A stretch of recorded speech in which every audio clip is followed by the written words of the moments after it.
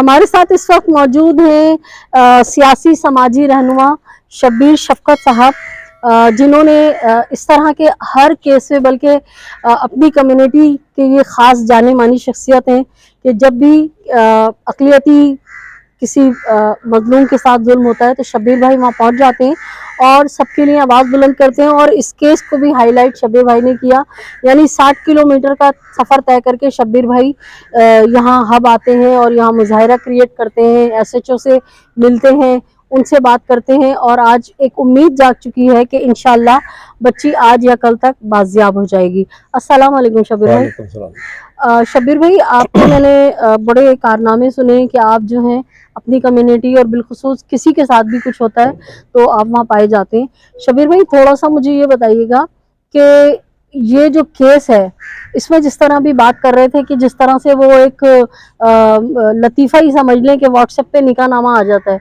इसमें इनके वालिद ने बताया कि जो हक़ महर होता है इसमें कुछ बिल्कुल ही इन्होंने कुछ नहीं लिखवाया, और ये सब क्या है, कुछ थोड़ी तफसील बताइए। देखिए, मैं तो एक अरसे से कह रहा हूँ ये सिलसिला घोटकी से शुरू हुआ है, मियाँ मिट्टू से। वो पहले हिंदू लड़कियों को अगवा करता था फिर उसने क्रिश्चियन लड़कियों को अगवा किया, और हम कहते रहे कि ये एक माफिया है ये नेटवर्क है इंटरनेशनल लेवल पे जो बच्चियों को अगवा करके करता है, और जिस बंदे से किया जाती है शादी उसको खुद बाद में पता ही नहीं होता। और वो सिलसिला भी है कि वो मुस्लिम तक पहुंच गया। दुआ जोरा का वाकया आपके सामने है, तो दुनिया ने देखा कि दुआ जोरा की मर्जी के खिलाफ काम हुआ, और वही सिलसिला इधर भी बच्ची के साथ हुआ। यहाँ जो है बलूचिस्तान में ये है कि यहाँ कबायली रवायत है। यहाँ मैंने देखा ये काउंसलर को भी मैंने कल भी देखा कि इनके साथ घूम रहा था, जबकि वो सिर्फ थोड़ी देर के लिए इनसे जुदा हुआ कि जी मैंने नमाज पढ़नी है, उसके बाद फौरन ये फिर इधर आ गए। यानी उन्होंने भी अपनी सारी मसरूफियात छोड़ी हुई हैं। और ये वैसे भी मैंने इनको कल देखा, ये काउंसलर भी मोबाइल काउंसलर अपने स्टम्प साथ ही रखते हैं कि अगर किसी ज़रूरतमंद को कहीं भी ज़रूरत पड़ जाए, मुश्किल ना पड़े, उसी तरह मैं उसको वेरीफाई कर दूं। तो ये बड़ी अच्छी बात है, बड़ा ऐसा होना चाहिए, मतलब कि खादम होना चाहिए अवाम का। तो यहाँ में जब आए थे बड़े परेशान हाल थे तो हम आए थे, उनकी दरख्वास्त फाइल में थी, तो हमने जब उनसे बात की तो हेड मोर ने फिर वो फाइल में थे वो दरख्वास्त निकाली, IO को बुलाया, फ़ौरन इनको भेजा के जाके बंदे को उसके अजीज़ को उठा के भी लेकर आए, फिर उसी टाइम उन्होंने हमारे बैठे बैठे उठा के लेकर आए। मैं समझता हूँ कि ये बलूचिस्तान की पुलिस के लिए, बलूचिस्तान की अवाम के लिए एक बहुत बड़ा टेस्ट केस है कि बलूचिस्तान की अवाम जो है वो बहुत मोहब्बत करने वाली है। ये मोहब्बत इतनी करती है कि वो मज़हब की तफरीक में नहीं जाती।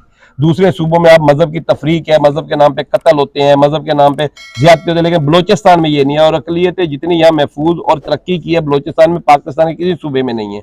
तो मैं समझ रही हूँ बलूचिस्तान की अवाम के लिए, बलूचिस्तान की पुलिस के लिए भी एक टेस्ट केस है कि इस बच्ची को सिर्फ बाजियाबी ना किया जाए, बल्कि उसके माँ बाप के हैंड ओवर किया जाए, जो कबायली रवायत है। क्योंकि याद रखें, अगर ये बच्ची को इसी तरह उन्होंने लेके और कहा जी इस्लाम उसने कबूल कर लिया और अपने पास रख ली, तो याद रखे फिर ये सिलसिला भी हो जाएगा और ये बलूचिस्तान पंजाब बन जाएगा। जैसे पंजाब में रोज ऐसे वाकयात हो रहे हैं, बलूचिस्तान में होंगे। हम अब क्रिश्चियनों के लिए रो रहे हैं, फिर कल को इनके अपनों के साथ भी ऐसे ही होगा। क्योंकि ये दरिंदा जो होते हैं, ये बंदे दरिंदे होते हैं, उनको जब खून लग जाता है फिर वो ये नहीं देखते। बिल्कुल शब्बीर भाई की बात को मैं जो है सेकंड करूंगी कि first impression is the last impression. अगर इस केस को टेस्ट बना लिया और इस केस को यहीं पे इस सांप का मुंह कुचल दिया कि इस मुलजिम को जो इसमें दफात शामिल की गई है, अगवा की, इसको सजा दिलवाई गई और इस बच्ची को बाजियाब करा के वालिदैन के हवाले किया गया, क्योंकि वालिद ने बताया कि बच्ची की 3 महीने पहले मंगनी हो चुकी थी। तो ऐसा कैसे हो सकता है कि एक पसंद से मंगनी हुई है, सब कुछ हुआ, और एक दरिंदा आए और इस तरह से बहका के, जो कि बाप की उम्र से भी बड़ा है, बदबख्त 61 साल 62 साल ये लोग मुझे बता रहे हैं, तो बाप की उम्र से भी बड़ा है। 9 बेटियां उसकी अपनी हैं, 45-50 साल की उसकी अपनी वाइफ है, और वो ये काम करे। यकीनन नाज़रीन, मैं हमेशा कोट करती हूँ कि सलाउद्दीन पवार साहब ने कहा था कि इस तरह की शादियों पे अगर माँ बाप परेशान हो रहे हैं तो 99% बिल्कुल ये शादियां नाकाम होती हैं, बच्चियों को बाजार में भेज दिया जाता है। इस सिलसिले को यही रोकना चाहिए। मजीद शब्बीर भाई, आप इस हवाले से क्या कहना चाहेंगे? बस जी, मैं तो ये कहूँगा कि बड़ा अच्छा लगा कि यहाँ के लोग जो है बड़े मुत्तहिद हैं, मुतहर्रिक हैं। और सबसे बड़ी बात ये है कि उस भाई अमजद के दुख में ये सब शरीक हैं। खास में भाई खुर्शीद को देखा, ये सब लोगों को देखा है कि बिल्कुल मिल बैठे। कल वर्किंग डे था, उसके बावजूद भी लोगों ने एहतजाज में शामिल हुए, और गर्मी भी थी मौसम भी बड़ा जालिमाना, उसके बावजूद लोगों ने एहतजाज रिकॉर्ड करवाया। और मैं समझ कि SHO आप देखें कि हम कितनी देर से, तकरीबन 1-1.5 घंटा हो गया SHO हमारे लिए इंतजार कर रहे हैं। हाँ। इससे अंदाजा होता है कि SHO जो है और पुलिस है, सिंसियर है, लॉयल है अपने काम से, और वो चाहता था कि हमारे भी ख्यालात को सुने, वरना वो कहता मैं चला जाता हूँ। लेकिन मैं समझता हूँ कि बलूचिस्तान की पुलिस के लिए, बलूचिस्तान के उलमा के लिए ये एक टेस्ट केस है कि खुदारा ये बच्ची को हैंड ओवर किया जाए और इस बंदे को जो है कैफरे करदार तक पहुंचाए। ये आप अगर इसको छोड़ देंगे तो याद रखें कि वो मजहबी कार्ड इधर यहाँ खेल गया। ये दुख सुख, ये बेचारे मुसीबत, ये जो तूफान आया ये तो बर्दाश्त कर लेंगे, लेकिन आने वाले दिनों में आप लोगों के साथ भी ये हो जाएगा, क्योंकि आपने एक रास्ता खोल देना है। ये इस रास्ते को रोकने के लिए इसको टेस्ट केस बनाया जाए और इस बंदे को कैफरे करदार तक पहुंचाया जाए, क्योंकि इस्लाम के अंदर ये कि वली के बगैर निकाह नहीं हो सकता। और फिर आप ये जो इसने एफआईडेविट भेजा है और जो इसने निकाहनामा भेजा, आप उसमें बताएं उसने क्या उसके अंदर हक में, इसके साफ उसकी साजिश और उसके जो मकरूह मकासद है वो सामने नजर आ रहे हैं कि वो क्या चाह रहा है बच्ची के साथ। अच्छा शब्बीर भाई, क्योंकि इस टॉपिक पे बहुत काम करते हैं बच्चियों के हवाले से, जिस तरह इन्होंने बताया कि अंदरूनी सिंध का मेरे जहन से नाम निकल रहा है, कोई एक शख्स है जो मशहूर ही इस काम, मिट्टू गोटकी का, अच्छा वो मजहबी आलम बना हुआ है वो। अच्छा, उसका काम ही यही है कि बेचारी मजलूम हिंदू बच्चियों को उठा लेना, क्रिश्चियन बच्चियों को उठा लेना और इस्लाम का लिबादा उड़ा के ड्रामे करके फिर वो बच्चों को आगे फरोख्त कर देता है।